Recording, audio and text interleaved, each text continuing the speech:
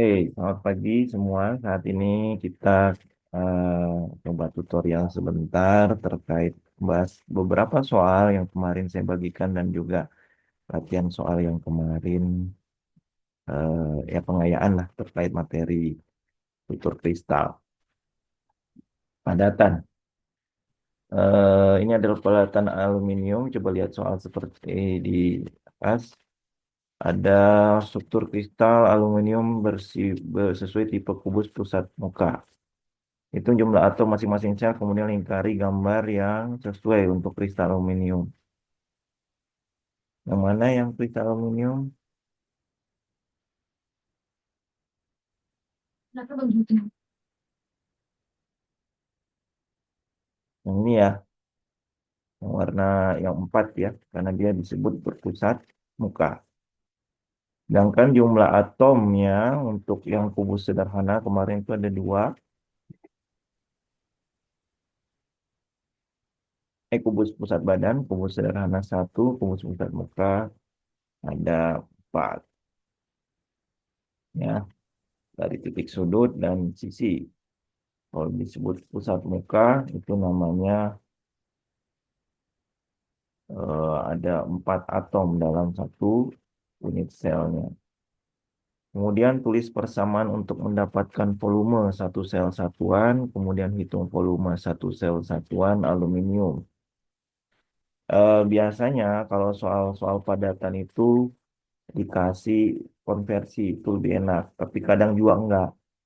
Cuman yang kalian harus pahami bahwa satuan panjang dan jari-jari ya dan jari-jari bubuk apa atom kemudian panjang isi isi kristal itu satuannya pikometer sehingga kalian harus rubah kalau mau ke massa jenis ke sentimeter yaitu 10 pangkat minus 10. Misalnya ada panjang rusuk sel satuan aluminium 404 pikometer, kamu rubah dulu ke sentimeter, kemudian kamu angkat 3 kan seperti ini. Kemudian itu massa aluminium jika diketahui massa atomnya sekian dan massa bilangan Avogadro-nya sekian. Kamu kalikan dengan jumlah atomnya, massa molarnya, dan bagi bilangan Avogadro, kamu dapat massanya sehingga kamu bisa tinggal membaginya yang menjadi berapa. Nah ini soal dituntun ya, tapi kalau di nanti saat di ujian itu langsung pertanyaan yang D, tulis apa, pilih mana yang densitasnya berapa gitu ya. Oke, itu pengayaan awal terkait padatan.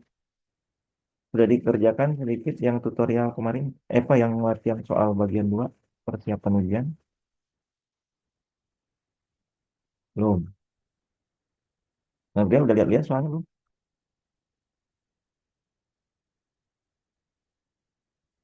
Bentar, bukan yang ini jawab.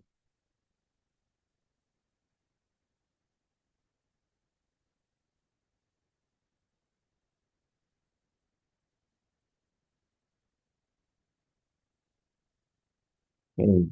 Saya sarankan kalian sudah mulai Nggak belajar. ngerti aku. Beh, Oke, ini kelihatan? Kelihatan ya. Saya sepakati dulu kalian bahwa nanti eh, di ujian bisa saja ada struktur kristal padatan gabungan logam ya. Tapi dia akan masih dalam kisi berbentuk kubus. Jadi dia bisa berbentuk kubus sederhana, mewakili satu logam, bisa bisa eh, dia kubus pusat muka, bisa pusat badan, bercampur gitu ya. Jadi satu logam itu punya satu bentuk kisi kristal. Kalau misalnya dari dua logam, dia bisa gabung menjadi satu kisi seperti ini, tapi masih berbentuk kubus. Cuman yang kalau kalian lihat di sini, gallium dan arsen, galliumnya ini berbentuk FCC, ya, ada di sisi dan ada di titik sudut. Sedangkan arsennya itu ada di dalam semua. Dia berbentuk apa? Lubang tetrahedral. Jadi lubang tetrahedral itu Dia seperti ya, sudut geometrinya tetrahedral gitu ya. Jadi ada empat di sini. Jadi kalau dilihat ada empat arsenin di dalam dan ada gallium ada empat ya. Sehingga jumlah atomnya di A dan AS adalah 4 dan 4. Kalau ditanya nanti rumus empirisnya ya GAAN, berapa jumlah kation, berapa jumlah anion yang membentuk pada fisik kristal dari jumlah bola tersebut ya. Gitu ya. Soalnya. Kemudian berapa bilangan koordinasi AS? Nah, bilangan koordinasi itu bilangan yang bersinggungannya dengan atom yang terdekat. Atau dilihat bolanya mana bola yang terdekat di sini. Nah, AS sendiri dia akan seperti karena dia lubang tetrahedral, dia akan bersentuhan secara tetrahedral juga. Jadi arsen ini akan bersentuhan dengan gallium, ya, yang mana gallium itu ada di sudut dan juga ada di sisi ya. Jadi secara tetrahedral dia akan bersini, dia akan bersinggungan dengan yang sisi atas, kemudian sudut yang paling dekat, kemudian sisi di kanan dan sisi di belakangnya. Seperti itu misalnya. Di bilangan koordinator AS-nya ada 4 misalnya. Yang kemarin saya coba koreksi, kalau dia atomnya berbeda, logamnya berbeda, bilangan koordinasi itu dengan logam yang tidak sejenisnya. Nah, jadi bersentuhan dengan atom atau logam yang tidak sejenis. Itu kita sepakati dengan perhitungan apa dengan penentuan bilangan koordinasi seperti itu. Tapi kalau satu logam ya satu logam. Ya logam apa bola-bola yang berdekatan dengan logam yang sama. Tapi kalau dia paduan logam yang berbeda, dia dengan logam yang beda jenis. Kalau ion berarti kation bersentuhan dengan bola-bola di anion yang terdekat gitu misalnya. Oke, kemudian hitung panjang sel satuan GAS. Nah, di sini biasanya diketahui massa jenisnya. Nah, di sini kamu harus tentuin dulu tadi jumlah atomnya, kemudian nanti tentuin massa molar masing-masing kan ada ya. Nah, di sini kita dapat massanya dibagi bilang apa dan jangan lupa dibagi di bilangan Avogadro. Kemudian di sini ada bila massa jenis dan kamu bisa dapat panjang sisinya. Panjang sisinya jangan lupa ini sentimeter rubah ke pikometer. Satuan A ataupun apa jari-jari itu semua dalam bentuk pikometer ya, jangan sampai ke sentimeter. Jadi biasanya bentuknya ke dalam pikometer satuannya. Kemudian terkadang juga ditanya nanti kalau misalnya ini A, ditanya jari-jari. Tapi kalau jari-jari biasanya dia dikasih tahu dia masuk pusat muka atau pusat badan. Biasanya yang ditanya jari-jari itu atom sih. Kalau ion itu jari-jari kation ditambah jari-jari anion ya. Kalau eh, jari-jari kation ditambah jari-jari anion. Jadi kalau mau cari jari-jari yang sifat paduan logam, ya berarti jari-jari AS ditambah jari-jari si kan dia FCC. Jadi dia 4R per akar 2 A-nya, terus R-nya si AS, dia tetrahedral. Kalau di dalam biasanya langsung ditentukan. Biasanya langsung RAS gitu ya. Jadi tapi kalau FCC langsung 4R sama dengan A akar 2. Ini lebih mudah karena dia langsung dikasih tahu bahwa bentuknya pusat muka. Jadi ini muka, jari-jarinya sekian, jika panjangnya A yang sekian, jadi tak cari R-nya, berarti 4R akar 2. Karena A itu sama dengan 4R per akar 2 ya. Di sini kalian bisa tahu jari-jarinya. Jawabannya ini sudah ada di Edunex ya, jadi kalian bisa download saja di Edunex di bagian UAS. Kemudian atom X pada periode 3. Ini struktur atom dikelilingi memiliki energi ionisasi pertama hingga ke-6 berturut-turut. Tentukan unsur X. Dia periode 3. Tetapi indikasinya kenapa dijawabnya di sini adalah fosfor. Karena ini adalah ionisasi ke-6 sampai ke-6 kan ya. Nah, yang ada lompatannya kalian yang indikasikan dia akan berasal dari apa? Stabilan. Jadi dia udah stabil kemudian diambil elektronnya ya, mau penuh atau setengah penuh.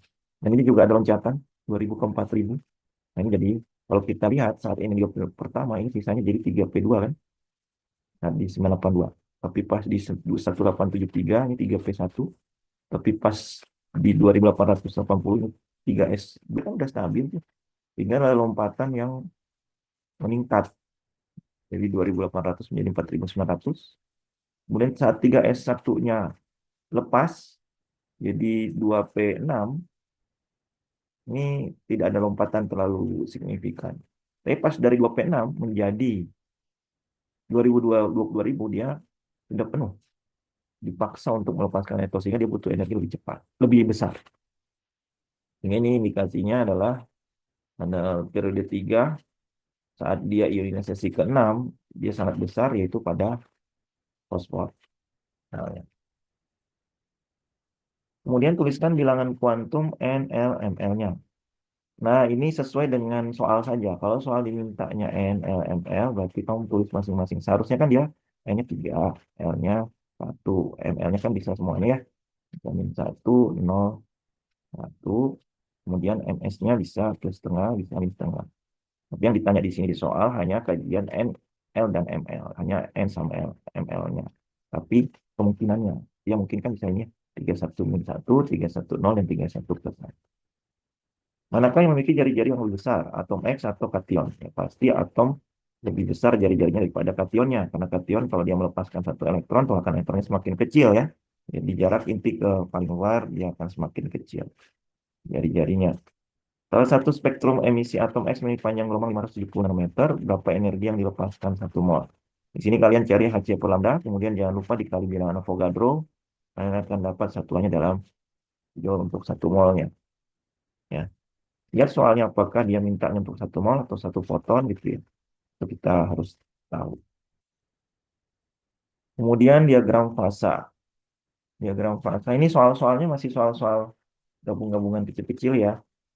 Jadi mungkin nanti di hari Selasa kita akan ya simulasi soal ujian lah ya. Oh, ini kan masih pertanyaannya masih sampai B, C, D. Dan kalau ujian itu sampai G ya, sampai F biasanya. Nah ini diagram fasa sinyal tertentu. Tapi kalau kita molekul tertentu nggak dikasih tahu diagram fasanya apa, gitu. Enggak sih, bukan air. Kalau air itu kan jelas ya, titik didihnya dia 100 derajat. Kalau tekanannya 1 atm atau 760 mm Hg. Kalau titik bukunya 0 derajat. Ini kayaknya bukan air. Kalau di soalnya ini kalian menamakan ini padat, ini cair, ini gas. Yang di antara atau suhu yang melebihi titik didihnya dan tekanannya tinggi, itu kita sebut fasa fluida superkritis. Jadi dia pencampuran antara cair dan gas, di mana sangat tinggi ya suhunya dan tekanannya sangat tinggi di atas suhu didihnya. Jadi kalau ada yang bilang titik kritis, berarti titik di mana pada tekanan apa sih garis timbangan itu dia putus, karena fluida superkritis itu sudah bukan garis tegas ya, dia kritis. Jadi pencampuran pasir sama gas, tekanannya 73, temperaturnya 31,1. Kalau ada dibilang sublimasi normal, normal, normal, dan normalnya, itu tekanannya 1 atm. Ya. Tinggal kamu cari kalau 1 atm di perbatasan atau di garis itu pada kalian timbang padat dan cair, berarti ini titik beku. Kalau yang ini dia titik didih ya. Tapi kalau harus tekanan, kalau normal di tekanan 1 atm. Cuma ini tekanan nggak 1 atm. Jadi nggak tahu titik bekunya, titik didihnya nggak ditanya, memang tidak mengalami, tidak tidak harus ditanya karena yang ditanya harus 1 atm kan, dan menyentuh garis. Hmm. Kemudian pada 1 atm 15 derajat. Ini kasus, misalnya 1 atm ada 15 derajat, ditekan temperaturnya tetap hingga mencapai tekanan 15 atm. Kira-kira perubahan fasanya apa? Dia jadi gas, kemudian cair. Perubahan fase ini disebut mengembun. 15 derajat kira-kira di sini ya. Jadi gas, 1 atm, kemudian yang jadi cair. Jadi mungkin ada pertanyaan-pertanyaan seperti itu yang akan ditanyakan dari perubahan wujudnya dan perubahan fase yang disebut itu apa. Mungkin kemudian ada ikatan kimia juga soalnya ini, pengembangan struktur Lewis ya. Nah di sini kita belajar juga memahami soal ya. Di sini gambarkan struktur Lewis yang paling stabil setelah lengkapi dengan muatan Fromm untuk masing-masing atom. Penggambaran struktur Lewis yang mungkin, ini juga mungkin. Karena sulfur itu dia periode aturan oktet ya, oktet terkembang bisa lebih dari 8 elektron, tapi 8 elektron ini kita sebut sebagai penggambaran struktur Lewis yang mungkin. Ini juga mungkin, ini juga mungkin. Yang stabil, yang muatan formalnya mencapai 0, dan dia lebih stabil. Kemudian pertanyaan berikutnya adalah terkait struktur resonansi. Mengenai proses resonansi, kalau di sini ada di lokalisasi elektron, artinya elektronnya ada pada ikatan, dia punya ikatan pi-nya bisa berpindah sehingga penggambaran struktur Luisnya juga bisa apa namanya sama ya, berbeda tapi serupa tapi tidak sama, muatan formalnya sama. Tentukan jenis ikatan, sudut ikatan itu juga nanti akan banyak akan ditanya. Tapi biasanya sudut ikatannya antara kalau mau ditanya secara struktur ya pasti dia mengacu ke atom pusat. Tapi kalau yang ditanyanya ikatan-ikatan tertentu misalnya nih, oh, O dengan H, sudut ikatannya berapa? Kurang dari 109,5 kan? Karena dia domainnya 4 di bengkok secara geometri. Ikatannya kovalen. HSO4 minus ini ikatannya sudut ikatannya 109,5 karena dari struktur atau pusatnya adalah S. Seperti itu. Beda kalau hidrokarbon. Kalau hidrokarbon misalnya ada seperti ini asam asetat. Nah, penggambaran struktur Lewis secara struktur yang jadi atom pusat adalah C yang dekat berfungsi. Sehingga orbital hibridanya untuk struktur ini adalah sp2 bond tertentu.